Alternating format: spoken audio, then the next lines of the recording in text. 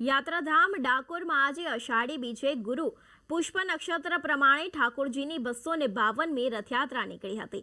પરંપરાગત રીતે દર વર્ષે નીકળતી આ રથયાત્રામાં ગુજરાતભરમાંથી શ્રદ્ધાળુઓ ઉમટે છે। આજે ભવ્ય ઠાઠ સાથે નીકળેલી આ રથયાત્રા નિયત કરાયેલા 8 કિલોમીટરના રૂટ ઉપર ફરીને ભગવાન જગન્નાથના દ્વારે પહોંચી હતી અને દર્શન આપ્યા હતા। આ પ્રસંગે ભક્તો પણ હરખાયા છે અને ભગવાનના દર્શન કરી ધન્યતા અનુભવે છે।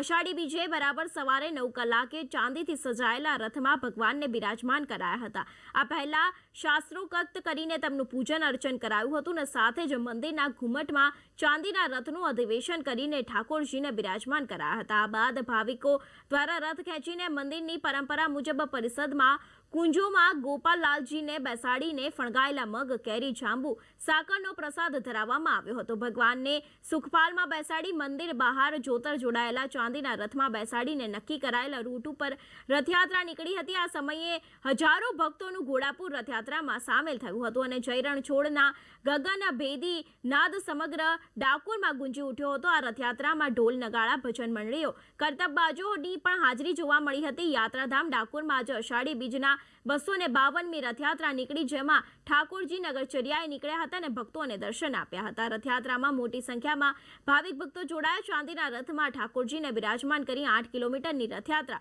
સાથે જ જય રણછોડના નાદ સાથે ભક્તોના જયકારા સાથે અબિલ ગુલાલની છોડ, ઢોલ, નગારા, ભજન મંડળીઓ, કરતબબાજોની હાજરીમાં નીકળનારી ડાકોરની આ ભવ્યાતિ ભવ્ય રથયાત્રા જોવા ગુજરાતભરમાંથી હજારો લોકો ઉમટી પડ્યા હતા। સેવાભાવી સંસ્થાઓ દ્વારા પાણી, નાસ્તા, ભોજન સહિતની વ્યવસ્થાઓ ભક્તો માટે કરવામાં આવી છે। ત્યારે ભગવાનની પ્રસાદી પણ ભક્તોને અપાશે। ડાકોર મંદિરના સેવક આગેવાનોના જણાવ્યા પ્રમાણે આજે રવિવારે સવારે ગુરુ પુષ્પ નક્ષત્રમાં મંદિરના ઘુમટમાં ચાંદીના રથનું અધિવાસન કરીને ઠાકોરજીની આજ્ઞા માળા ધારણ કરીને ગોપાલજીને બિરાજમાન કરાવવામાં આવશે। પછી ડાકોરના નવ યુવાનો દ્વારા રથ ખેંચવાની પરંપરા મુજબ મંદિર પરિષદમાં કુંજોમાં ગોપાલજીને બેસાડીને મગ, કેરી, જાંબુ, સાકરનો પ્રસાદ ભક્તો અને કુંજ રાખનાર વૈષ્ણવો દ્વારા ધરાવવામાં આવશે। ગોપાલજીને સુખપાલના બેસાડીને મંદિરની બહાર જોતર જોડાયેલા ચાંદીના રથમાં બેસાડીને રથયાત્રા તેના રૂટ ઉપર નીકળશે। રથયાત્રાની સાથે વર્ષોથી આવતી વડોદરાની